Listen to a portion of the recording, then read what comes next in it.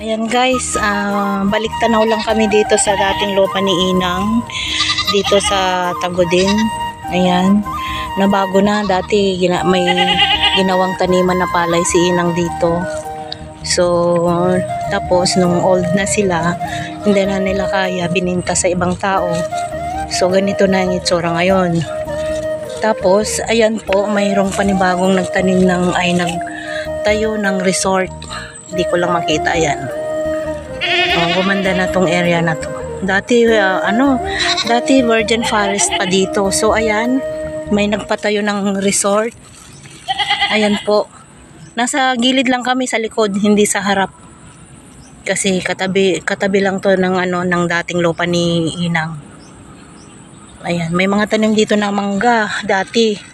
Matamis ang bunga, pero ngayon ganito na yung itsura. Kinuhanan nila ng mga lupa. Ayan, tapos may bagong bahay dyan. Ayan po. Ayan. Ayan ang apo. Mahal na apo ni Inang.